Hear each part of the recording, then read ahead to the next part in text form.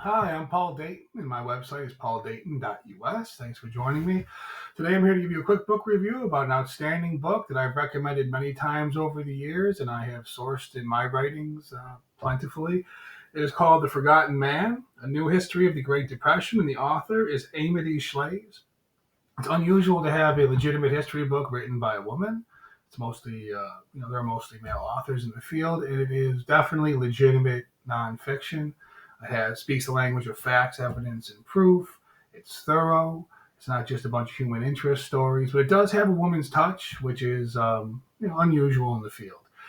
What she does very well is go through the period known commonly as the New Deal, which I call the great failure of socialism and the great failure of government. And she takes a look underneath that top layer. So most people focus on like the president. The president is the most famous person in any era, the most recognizable name. When you talk about something that brought bureaucracy to a new level, it took the horrible idea of separating the buyer and the seller with these disinterested third parties called government bureaucrats. Uh, and you take that horrid plan and put it on steroids. Well, isn't it interesting to look at the bureaucracies and the bureaucrats and what's actually happening in all these little sub levels?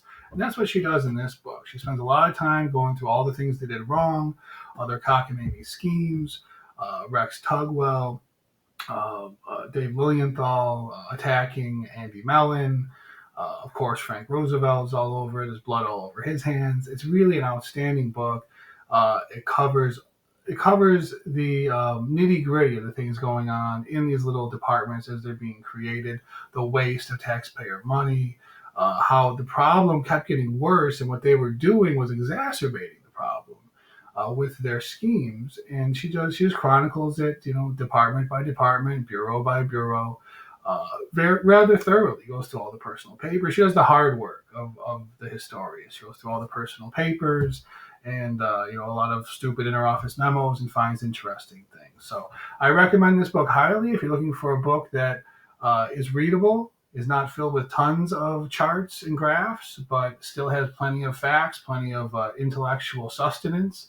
I recommend this book highly. It's called The Forgotten Man, A New History of the Great Depression by Amity Shlaes. My name's Paul Dayton. My website's pauldayton.us. Thank you for joining me, and I hope you have a great day.